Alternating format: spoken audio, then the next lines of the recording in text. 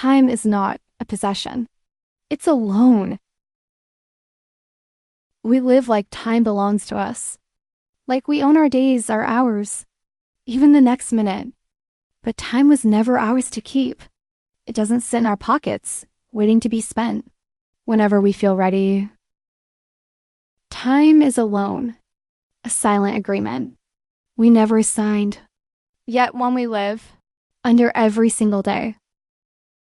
It's given to us with no guarantee of how much, no warning of when it ends, no chance to ask for more. And just like any loan, it must be returned, not in money, but in meaning, in how we use it. So the question isn't, how much time do you have? It's, what are you doing with the time you've borrowed? Because when it's gone, you don't get to ask for a second chance. You only get the silence that follows. Every second you have is borrowed from a clock you didn't build. You didn't set the time of your birth. You won't choose the moment of your last breath. The seconds ticking in your life, they were never placed. They're by you. You're living by a clock you didn't design, a clock you don't control, and yet you treat every tick as if it's endless. We spend our time like it's infinite, postponing dreams, delaying love, waiting for a perfect moment that may never arrive. But the truth is, every heartbeat is borrowed. Every sunrise you witness is time you didn't schedule. It's grace, not ownership. You didn't build the clock. You just woke up one day, and it was already ticking. So don't wait to be ready. Don't wait for certainty. Because the clock you're living by won't ask you when you're done. It will just stop. We speak about time like it's ours to control. We say, I'll do it tomorrow. I'll call them later. I'll start when I'm ready. But time doesn't wait for permission. It doesn't care about your plans, your excuses, or your comfort. The truth is, you don't hold time in your hands.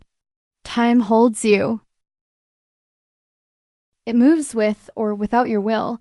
It pulls you forward. Whether you're ready or not, it never stops, never pauses, never repeats. And the scariest part, most people realize this too late. When the door has already closed, when the silence is louder than their intentions. So stop acting like you own time, because the reality is you are living inside of it, not the other way around. When you realize that time is borrowed, it doesn't mean you need to rush everything. It means you need to be intentional. Borrowed time doesn't demand chaos. It demands clarity. You don't need to do everything today, but you do need to stop waiting for someday. There's a difference between moving fast and moving with purpose. Urgency is knowing that life is short and choosing not to waste it on things that drain you, people who deplete you, or fears that keep you stuck. It's not about being busy. It's about being awake. When you live like time is borrowed, you begin to cherish the little things, a slow morning, a deep laugh, a real conversation. Because urgency isn't panic, it's presence. The presence to live fully before your time is up. We always say it without thinking. I'll do it later. I'll tell them tomorrow. I'll start when the time feels right. But every time you say later, you're making a bet. I bet that time will still be there. When you come back, you're assuming the door will stay open, that the person will still be waiting, that your energy, your drive, your chance won't change. But time doesn't make promises. It moves forward, with or without your permission. So every later is a gamble, and some of them, you lose. You lose people, you lose chances, you lose versions of yourself that never come back.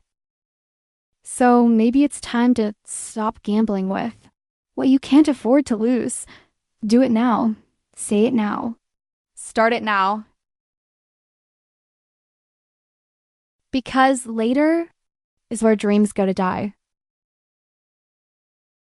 Every morning you wake up, you're given another day. Without a receipt, no notification, no confirmation, just the quiet. Continuation of borrowed time. You're alive, not because you earned it, but because time hasn't collected yet. That's what makes it so dangerous and so precious, because you don't know how much credit you've been given. A year? A month? A single conversation? We live as if we've paid in full. Like we're entitled to tomorrow. Like we're guaranteed. Someday. But the truth is, we're all spending invisible credit. You don't see the balance. You don't control the deadline. So live like it matters. Speak like it counts. Love like you'll never get another chance. Because when your time runs out, there's no refund and no warning. We often treat the people we love like they'll be here forever. Like we'll always have more time to call them, hug them, forgive them. But the truth is, just like your time, as borrowed, so is theirs. The people you care about are not guaranteed. They're passing through this life just like you, on their own unseen clock, ticking quietly in the background. You're not entitled to later with them. You're sharing temporary time. One day you'll look up and the chair will be empty, the voice will be gone, and the message you thought you had time to send will stay unsent. So love them now, say it now, be with them now, fully, presently, sincerely. Because when time takes them back, you don't get to borrow them again.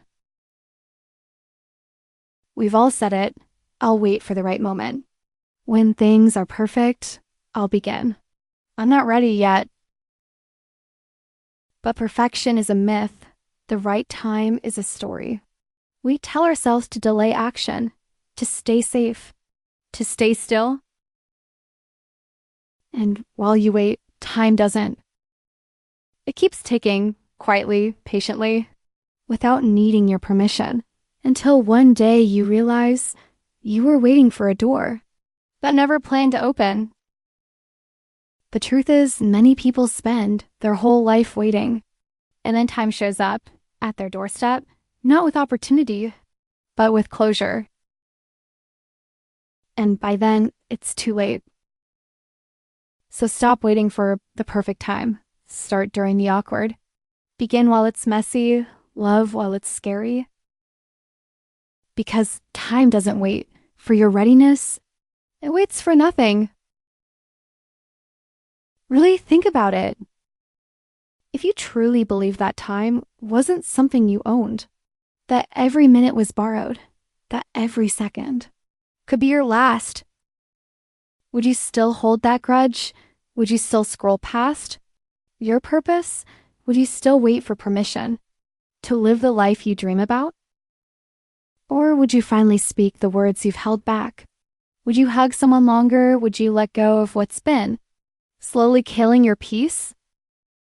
We often live like we have plenty of time. But what if you don't? What if this hour is the last one you ever get to fully choose? What if the version of you reading this now is the most awake you've ever been and the most awake you'll ever be? If you knew time wasn't yours, what would you stop doing? What would you finally begin? Because borrowed, time doesn't ask for approval, it just runs out.